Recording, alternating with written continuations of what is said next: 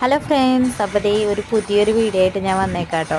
ഇത് ഞങ്ങൾ കൊടൈക്കനാലിലേക്കാണ് പോണത്. ഞങ്ങൾ ഫ്രണ്ട്സായിട്ടാണ് കേട്ടോ പോണത്. അതായത് ഞങ്ങൾ 2 ഫാമിലീസ് ഉണ്ട്. ഞാൻ ഒരുപാട് ഫ്രണ്ട്സ് ഉണ്ട്. പക്ഷേ ഈ പ്രാവശ്യം ഞങ്ങൾക്ക് 2 ഫാമിലികൾക്കാണേ ഒഴിവുണ്ടായുള്ളൂ. അപ്പോൾ ഞങ്ങൾ രണ്ടുപേരും കൂടി പോയ ഇതാണ് കേട്ടോ. അപ്പോൾ ഇത് ദേ കൊടൈക്കനാലിൻ്റെ എയർപിന്ന് കയറി തുടങ്ങി കേട്ടോ. കുറേ കയറുമ്പോൾ തന്നെ ഒരുപാട് കുരങ്ങന്മാരെ കണ്ടിരുന്നു. കയറുമ്പോൾ തന്നെയെന്നല്ല, ഉടനീളം ഒരുപാട് കുരങ്ങന്മാരെ ഞങ്ങൾ കണ്ടിട്ടുണ്ടായിരുന്നു കേട്ടോ.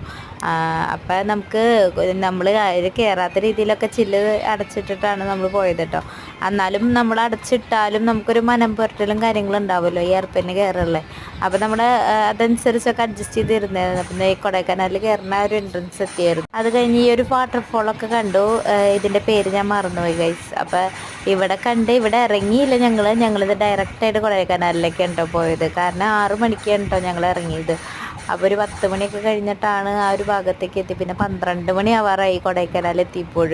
അപ്പോൾ ദേ ഞങ്ങൾ അവിടെ എത്തി. റൂമൊക്കെ ഞങ്ങൾ ബുക്ക് ചെയ്യാൻ നോക്കിയിട്ട് കിട്ടിയായിരുന്നില്ല. അപ്പോൾ ഞങ്ങൾ അവിടെ കുറച്ച് കറങ്ങിയായിരുന്നു. കാരണം റൂമൊക്കെ കിട്ടാനായിട്ട് ഞങ്ങൾ അവിടെ കുറച്ച് അന്വേഷിച്ചായിരുന്നു, നല്ലതുണ്ടോ. പിന്നെ നമുക്ക് കുട്ടികളുണ്ട്, 2 ഫാമിലി ഉണ്ട്. അപ്പോൾ നമുക്ക് കുട്ടികൾക്കും കൂടി കംഫർട്ടബിളായ രീതിയിൽ റൂം കിട്ടണമല്ലോ. അപ്പോൾ ഞങ്ങൾ അന്വേഷിച്ചായിരുന്നു. നമുക്ക് പിന്നെ കൊടൈക്കനാലിലെ ഭംഗി വർണ്ണിക്കേണ്ട ആവശ്യമില്ലല്ലോ. നല്ല എന്തൊരു ഭംഗിയായിരുന്നു കാണാനായിട്ട്. അപ്പോൾ ദേ ഞങ്ങൾ തപ്പി ഞങ്ങൾക്ക് എന്നിട്ട് അവസാനം റൂമൊക്കെ കിട്ടി. നല്ല അഫോർഡബിളായ റേറ്റിന് തന്നെ ഞങ്ങൾക്ക് സൗകര്യപ്രദമായിട്ട് സ്പേഷ്യസ് ആയിട്ട് ഉപയോഗിക്കാൻ പറ്റിയ റൂമാട്ടോ കിട്ടിയത്. ലോറ ഗസ്റ്റ് ഹൗസിലാണ് കിട്ടിയത്.